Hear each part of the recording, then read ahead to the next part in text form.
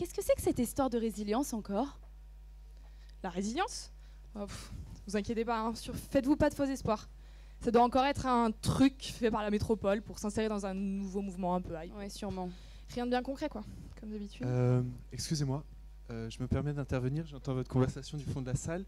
Je suis expert sur le sujet et je pense sérieusement pas que la résilience puisse être réduite à un discours politicien ou quoi que ce soit. La résilience, c'est la capacité d'un système à résister à un choc ou à un stress chronique et de ne pas changer fondamentalement.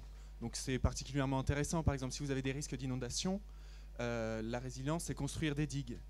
Donc, est-ce que c'est réellement une priorité? Est-ce qu'on ne ferait pas mieux de s'attarder sur nos vrais problèmes d'inégalité sociale, de pouvoir d'achat? Parce que regardez où ça nous a menés quand même. Je suis d'accord avec madame. Moi, en tant qu'élue, le dernier choc auquel j'ai été confrontée, c'était les gilets jaunes. Et vous avez vu les contestations qu'il y a eu. Je pense vraiment que le souci numéro 1 des habitants et de la population française, c'est les inégalités sociales et économiques. Moi, ce qui m'intéresse, en tant que journaliste, c'est de savoir comment on peut appliquer la résilience ici, en France, concrètement. La résilience, c'est un instrument, c'est un truc qui permet de prévenir les risques, comme par exemple les urgences climatiques. Vaut mieux prévenir une catastrophe naturelle, vaut mieux prévenir une émeute, plutôt que d'avoir à régler les problèmes ensuite et de tout repayer. Ça, on est tous d'accord. La résilience, c'est ça, c'est un changement dans l'état d'esprit, et c'est beaucoup plus d'opportunités, c'est des possibles emplois, c'est une nouvelle façon d'envisager l'urbanisme. Je crois que ça commence. La lettre de commande de cette soirée où je vais faire le gentil animateur, c'est pas de faire un RIC, un référendum d'initiative citoyenne, mais c'est peut-être de faire la RIC, la résilience introspective et constructive, ou la résilience impertinente et créative. En tous les cas, le pari de ce soir, c'est de parler d'une résilience joyeuse, c'est-à-dire d'essayer d'entrer dans le débat qui est très technique, qui est très complexe, avec des éléments qui permettent à tout le monde de parler. Et c'est l'objectif pour l'agence. Vous avez tous eu à l'entrée le Grand A, ce document passionnant, avec un édito qui cogne de Benoît Parent et qui dit notamment, ouvrez les guillemets, « Nous sommes vulnérables, mais la fin d'un monde n'est pas la fin du monde ». Et derrière cette phrase, il y a l'idée que le temps des propositions est là. En tous les cas, l'agence d'urbanisme estime qu'elle ne peut pas se cantonner à un travail technique d'accompagnement, mais qu'il faut aussi ouvrir un débat collectif. Il faut faire de l'intelligence collective. Quel est notre rapport au vivant aujourd'hui? Quel est notre rapport à la nature? Est-ce qu'on n'a pas réduit la nature à une ressource qu'il s'agit d'exploiter? Il me semble que c'est une question centrale. Et du coup, le déni, il est lié à l'urgence qu'on perçoit. À quelle échelle on perçoit cette urgence? Donc le déni, il y a un déni qui est psychologique d'abord, c'est-à-dire est-ce qu'on peut supporter l'urgence à laquelle on doit faire face? Là, vous parlez des risques, d'une zone multirisque, mais est-ce qu'on est capable de continuer à vivre là si on voit cette masse de risques qu'on doit affronter, en plus des risques du quotidien, évidemment, qui, eux, demandent d'être adressés rapidement et dans l'urgence. La vulnérabilité, pour moi, c'est ce qui met en mouvement. Parce qu'on pourrait lire la vulnérabilité comme une faiblesse, un manque d'eux, et moi j'ai envie de la lire plutôt comme ce qui va nous mettre en mouvement et nous obliger à agir finalement. Sur ce graphe, je voulais simplement vous montrer deux choses. À la fois, décryptez-le nous quand même. Alors très rapidement, c'est chaque barre correspond à la moyenne annuelle des températures sur les Alpes françaises. Lorsqu'elles sont bleues, c'est qu'elles sont en dessous de la normale, de la moyenne si vous voulez, et lorsqu'elles sont au-dessus, en rouge, c'est que c'est une année qui est plus chaude, une anomalie positive plus chaude que la normale. Ce qui est intéressant dans ce graphique, c'est presque la marche en escalier qui semble se dessiner à chaque fois, avec donc des extrêmes finalement qui sont de plus en plus forts au niveau des températures, et puis des périodes où on passe des paliers. On peut dégager pour moi les trois dynamiques, les trois temps du risque ici, que sont tout d'abord effectivement l'aléa climatique, qui et son incertitude et son temps très court qui peut arriver comme ça, qui n'est pas prévu. Donc ici par exemple une vague de chaleur, une canicule. La question de la résilience, qui est plutôt le fait d'anticiper ou de réagir par rapport à cette catastrophe. Et derrière, la question de l'adaptation au changement climatique, à ce moment-là, sur le plus long terme, qui est une sorte de résilience, mais qu'on planifie, qu'on anticipe, et qui a aussi son importance. Voilà, donc mon propos, c'était d'avoir un regard temporel sur ces dynamiques par rapport au sujet de ce soir. Dans le contexte du changement climatique évoqué par Christophe Schechts, on voit que cette composante aléa pourrait, elle aussi, exploser, comme l'a fait l'urbanisation et la vulnérabilité, et ainsi créer des nouvelles situations de risque qui pourraient se traduire par des événements catastrophiques. En ce sens, il est essentiel pour toute la collectivité d'avoir un œil là-dessus, à la fois en évaluant cette vulnérabilité, en se préparant à l'éventuelle survenue d'événements paroxysmiques, et en cherchant à déceler les signes avant-coureurs, les signaux faibles, qui pourraient permettre d'anticiper ce type de phénomène. Parce que ce qui est très intéressant, c'est qu'à Fukushima, notamment grâce à la CRIRAD, la Commission de recherche et d'information indépendante sur la radioactivité, née en 1986 en France suite à la catastrophe de Tchernobyl, il y a eu beaucoup d'initiatives citoyennes qui se sont mises en place au Japon, et notamment beaucoup de labos citoyens qui se sont mis en place afin que les populations puissent produire elles-mêmes de la donnée, cartographier les zones sur lesquelles elles vivent et estimer elles-mêmes les niveaux d'exposition acceptables pour elles et pour leurs enfants. On va demander aux agenciers, à ceux qui travaillent à l'agence, j'ai toujours pas trouvé le terme, mais vous me direz, de continuer, on descend. Donc maintenant, on est dans le concret, et à l'agence, on voit comment ce déni, cette difficulté à nommer la crise et l'urgence se retrouve dans le métier des personnes qui travaillent à l'agence. Frédéric Pontoire. Ce sujet des risques et des résiliences, on est à la fois, on va dire, dans la prise de recul nécessaire. On a bien vu là la comparaison, la recherche d'expérience ailleurs, et puis la nécessité de l'action. On est bien dans un sujet où on a besoin de répondre à des situations très précises, que ce soit par la règle d'urbanisme, que ce soit par l'instruction des droits des sols, etc. Sur ce qui se profile à nous, j'ai presque envie de dire qu'on est un petit peu au milieu du gué.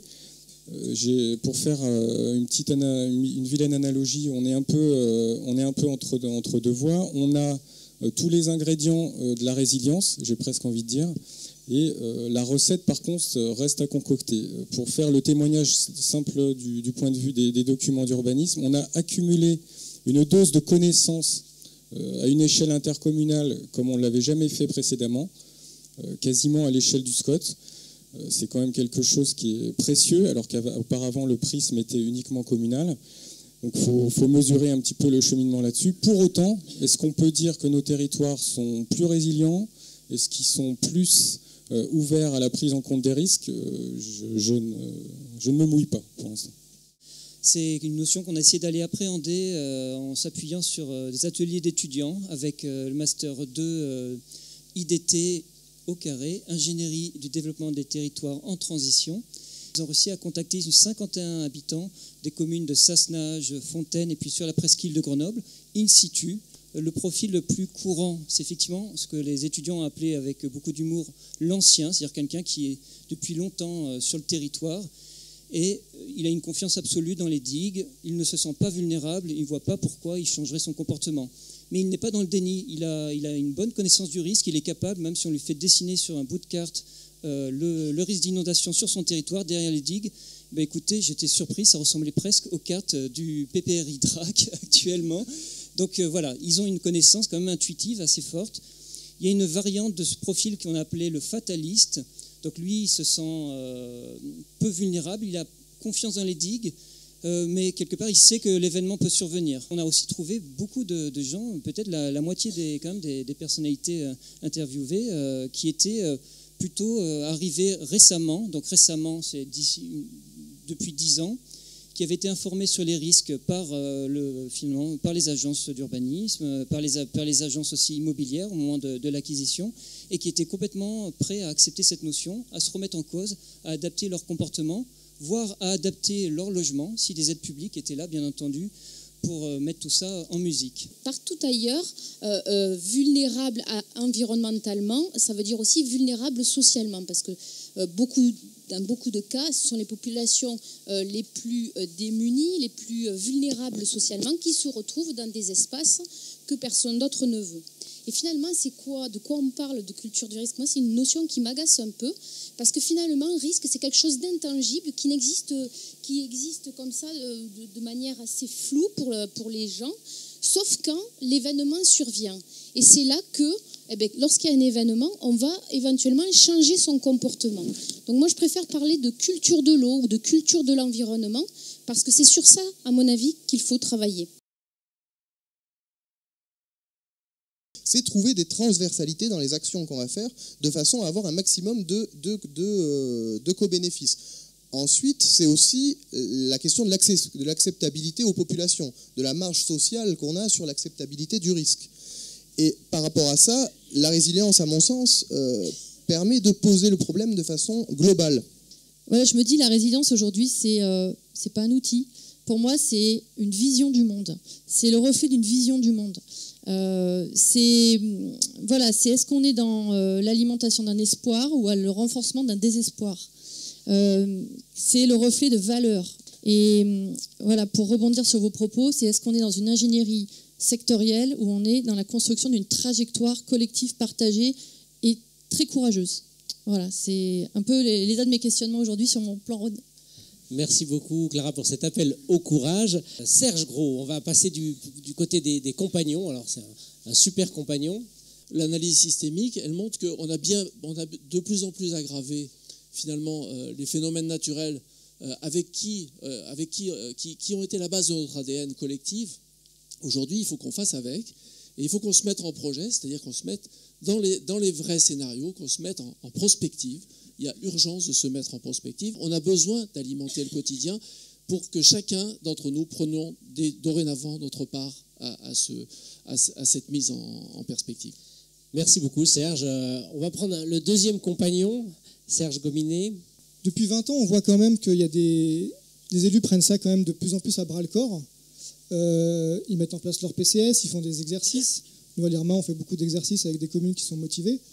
Maintenant, quand on fait une réunion publique sur le sujet des risques, on a 20 personnes dans la salle. Il faut quand même en avoir conscience, quoi. Et ça fait 20 ans que ça dure et c'est toujours le cas. Donc, pour moi, le gros manque, c'est vraiment la population qui n'est pas impliquée. Notre histoire du territoire, notre histoire de l'aménagement du territoire a été portée par un certain nombre de visions héritées des 18e, 19e siècles.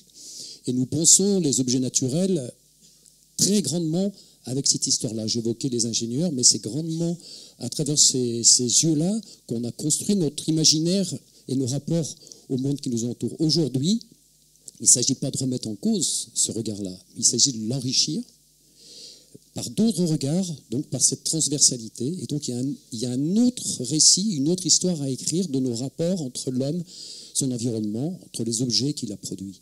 En tout cas, dans le cadre du fleuve, recréer un lien avec le fleuve. C'est souvent le problème, les bords de fleuve sont parfois devenus des voies rapides où il y a des endiguements qui ont été successivement élevés et on perd le contact. Il y a beaucoup de projets qui ont pu être développés dans le cadre de coopération européenne, parfois, ou des choses comme ça, sur le rétablissement du lien avec le fleuve et c'est une nouvelle histoire des populations avec les eaux et d'arriver à avoir un discours positif pour sortir du déni. Les projets de résilience, pour moi, ils sont intéressants.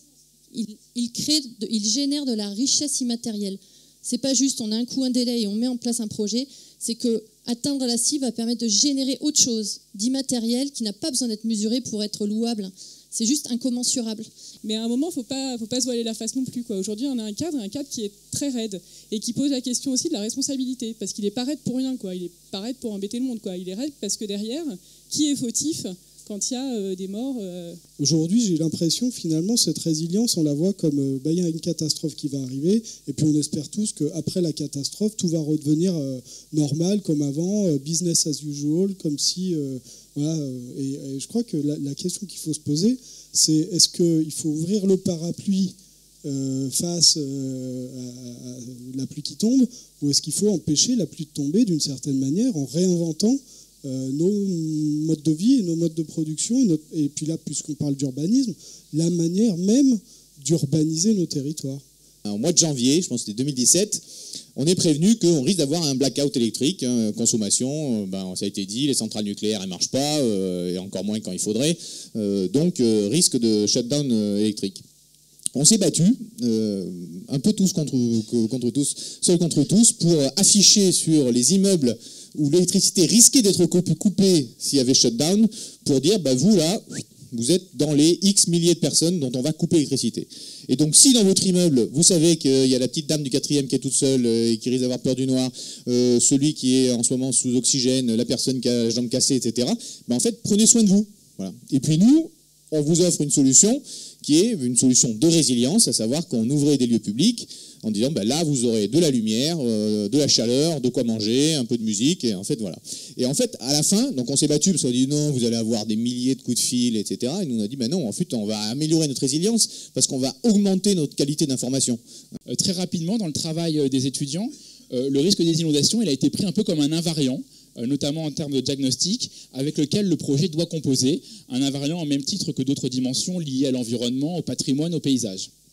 L'urbanisme résilient, et Marie Wozniak le disait, c'est aussi une opportunité d'innovation architecturale et de réappropriation des formes urbaines, notamment dans l'objectif d'assurer la surélévation des bâtiments et leur transparence, notamment en rez-de-chaussée.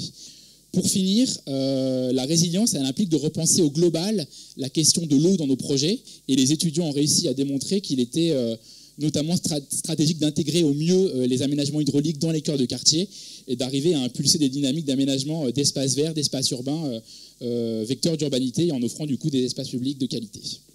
Merci beaucoup. Donc on continue cet exercice, on va du global au micro-local. Les plus beaux projets, ceux qui nous ont fait le plus plaisir en Isère au CAUE, c'est ceux qui sont partis de situations impossibles. Et on s'est rendu compte que par la contrainte, en mobilisant l'intelligence collective, on trouvait des solutions qui sortaient des catalogues. Parce qu'on parlait il n'y a pas de mode d'emploi, il n'y a pas de catalogue, il y a l'imagination et qui répond et qui est une alternative à la dictature réglementaire, si je puis m'exprimer ainsi. Donc il faut sortir de ça en mettant l'intelligence. La résilience nous permet de nous interroger à des échelles d'espace plus grandes. On l'a un peu abordé, c'est à l'échelle du bassin versant. L'objectif, du coup, éventuellement, peut-être que l'eau transite plus vite en ville, qu'on ait moins de chances de débordement parce qu'elle est stockée en amont ou parce qu'il y a un meilleur écoulement en aval, et donc de la solidarité des territoires où l'on va accepter temporairement de stocker de l'eau pour limiter la hauteur d'eau directement dans les villes. Et ce que j'aime bien dans ce terme, c'est qu'il nous oblige, et on a vu dans tous les exemples qui ont été donnés, il nous oblige à penser l'articulation entre temps court et temps long. L'autre chose intéressante, ça a été dit, c'est la notion de système. C'est-à-dire, on ne peut pas penser la résilience sans penser le rapport aux autres. On a vu, la résilience veut dire des choses très différentes d'un interlocuteur à l'autre, quand même. On a de la résilience faible et de la résilience forte. C'est-à-dire, on a des gens qui nous disent, la résilience, c'est anticiper la crise, c'est faire en sorte que quand la crise surviendra, on se sera préparé, on sera résistant, ça a été dit. Mais c'est aussi faire en sorte qu'après la crise, on revienne le plus vite possible au même état de ce qu'il y avait avant la crise. C'est aussi de la résilience. Et puis, il y a de la résilience qu'on pourrait appeler transition, qui est du coup de la transformation. C'est-à-dire, je me saisis en effet de ce risque, de cette crise passée ou à venir, pour changer de modèle, d'accord, pour changer radicalement de modèle. Donc c'est quelque chose de très ambitieux et de très fort. Donc on a des choses juste préventives et des choses complètement transformatives. Moi qui analyse les dynamiques territoriales, je trouve ça hyper intéressant, parce que sous un même concept, je peux en effet voir comment s'articulent des politiques de résilience faible avec des politiques de résilience forte. Après, pour l'action, ça pose des questions. Parce que justement, derrière le mot résilience, on peut peut-être se cacher derrière le mot résilience pour finalement ne pas remettre en cause beaucoup de choses. On parle de résilience. Moi, je préfère le terme d'adaptation. C'est-à-dire, est-ce que, dans le fond, se poser les bonnes questions en dépassant l'approche techniciste de la régulation de l'inondation et du changement climatique, on ne doit pas apprendre en tant que territoire à s'adapter à de nouvelles conditions de production du territoire. L'une des bonnes questions à se poser, c'est de se dire, par exemple, l'endiguement du Drac et de l'Isère a généré les PPRI aujourd'hui qui s'empressent de se poser des questions, de contraindre l'urbanisation dès lors qu'une brèche pourrait survenir sur l'une des digues. Donc la digue a généré, un siècle et demi plus tard, le traitement de la digue. Alors qu'on se rend compte qu'à l'échelle de la vie d'un homme, le plus gros problème qu'il peut rencontrer, c'est plutôt un glissement de terrain, c'est-à-dire le ruissellement de l'eau. Et dans une métropole montagne, c'est une vraie question. Se poser des bonnes questions, puis j'en termine là-dessus, c'est aussi de se demander quel est le rôle, à l'échelle d'une métropole, de ces grands cours d'eau. Les paysagistes nous ont déjà montré qu'il est tout à fait capable d'envisager un moment que l'Isère devienne aussi un espace de récréation, d'urbanité, un lieu où l'on peut vivre, arpenter, etc. Donc une petite touche d'optimisme pour donner un petit peu un cap dans cette boussole que l'on recherche. Merci. C'est pas que de l'optimisme. Merci Charles. C'est étonnant l'écho qu'il y a avec le propos de Denis Coeur tout début de soirée sur le débat sur l'histoire de Grenoble. On est en plein dedans. Alors on continue avec Didier Georges, un autre compagnon. Je vais accélérer, c'est terrible. La fin, c'est toujours une accélération. Didier. Merci, bonsoir à tout le monde. Voilà, je voulais juste vous faire un petit témoignage d'un projet qui est scientifique, qui démarre depuis janvier, en fin de cette année, et qui rassemble finalement une communauté scientifique qui est très, très, très active sur Grenoble, ça vous le savez sans doute, autour de la problématique des risques. Et elle est de nature totalement interdisciplinaire. Ce qui est important peut-être de dire par rapport à ce projet, c'est un projet dans lequel on va essayer également de proposer des nouveaux outils, et des outils d'analyse, des outils d'aide à la décision, en s'appuyant effectivement sur la volonté de faire intervenir les personnes, les citoyens. On a une chance aussi assez importante à saisir, c'est la place finalement des technologies numériques, qui sont aussi des outils extrêmement importants pour pouvoir à la fois par exemple détecter des signaux faibles sur des risques. Et au cœur de cette démarche scientifique, les sciences humaines et sociales, que ce soit l'histoire, que ce soit par exemple l'intervention de collègues psychologues du risque, elle est essentielle dans cette démarche-là. Et effectivement, ce projet a une vocation de pérennisation et s'appuie aussi sur, et repose complètement sur une interface avec des partenaires comme la URG. Merci beaucoup pour ce témoignage. Donc on voit l'IDEX qui nous aide à penser la résilience. On termine le dernier compagnon, c'est Vincent Boudière. Il faut une adaptation sur notre territoire. Il faut que la doctrine atterrisse de manière proportionnée et responsable sur notre territoire. Il faut que sur notre territoire, on ait une expérimentation, et c'est bien que j'arrive après le propos de la recherche là-dessus. On a besoin des chercheurs pour avancer sur ces questions-là, pour faire en sorte que sur Grenoble, à un moment donné, ces questions, elles prennent sens et elles soient contextualisées et homogènes. À trop travailler les questions d'inondation, des grandes rivières, et surtout par la rupture d'endiguement qui est fondamentale, à connaître, de savoir à quoi on peut être exposé, ça ne doit pas derrière se traduire par de la pure inconstructibilité, parce que l'urbanisation et la ville vivra ailleurs et dans des territoires où ça fera plus mal, je l'ai dit, sur nos montagnes ou même sur des zones agricoles en dehors de l'agglomération, avec tous les problèmes qu'on rencontre sur l'agglomération en termes de pollution, de stress et de circulation bouchée. Pour nous, l'urbanisme est un levier à la fois pour réduire la vulnérabilité des biens, mais aussi assurer la sécurité des personnes. Nous n'évacuerons pas 400 000 personnes sur l'agglomération sur un grand événement. C'est l'urbanisme qui sauvera les personnes, parce qu'effectivement, il y aura de la verticalisation dans de l'urbanisme adapté, encore une fois. Et le parti pris de la métropole, c'est de dire que c'est à travers le processus de renouvellement urbain qu'on atteindra de la résilience. Et pour ça, il faut qu'on ait des réglementations et effectivement des connaissances qui nous permettent d'aller vers cette trajectoire. Et c'est tout l'enjeu, je crois, aujourd'hui dans le PLUI pour parler d'une actualité forte sur l'agglomération. L'idée, c'est vraiment d'aller regarder la réalité en face, de ne pas se voiler la face et vraiment de regarder tous ces risques et même les risques les plus sombres en fait qui nous attendent. Se dire finalement, je regarde le futur en me disant quels sont les impossibles aujourd'hui qui demain pourraient être devenus probables.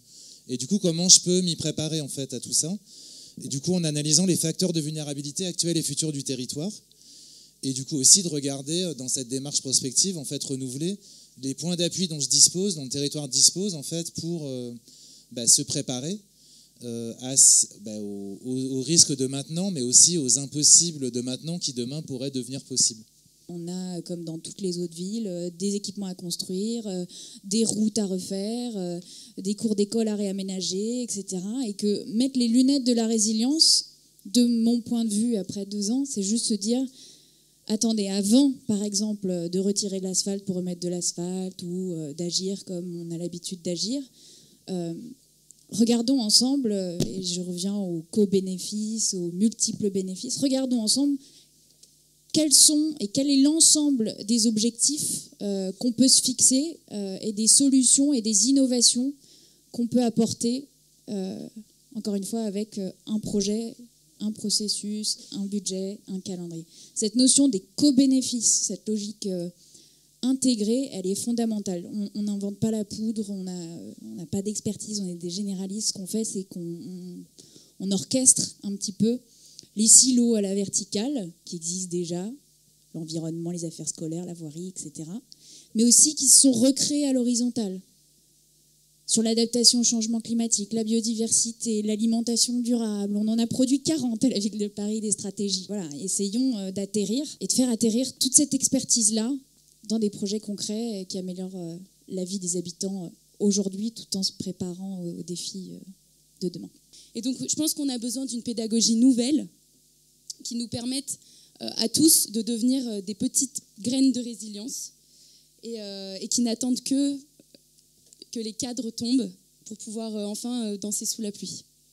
Regard et idées neuves, mix scientifique et sociétal, action solidaire et responsable.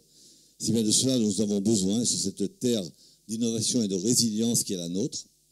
Cette grande région grenobloise qui ne concentre pas seulement les risques, mais aussi et surtout les atouts, pour inventer d'autres possibles dans cette période de turbulence et d'incertitude.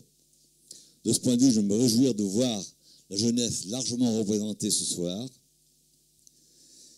et s'y investie dans la préparation de ce grand tas. Car si en matière de résilience et d'inventivité, il y a une chance à saisir, c'est bien avec et pour elle, la jeunesse, qu'il nous faudra compter. Avec l'agence, dont c'est une mission partenariale, contribuons au débat, à la compréhension, à la décision, avec les citoyens, les étudiants, les chercheurs, les experts et les élus, pour renouveler nos approches et relever les défis.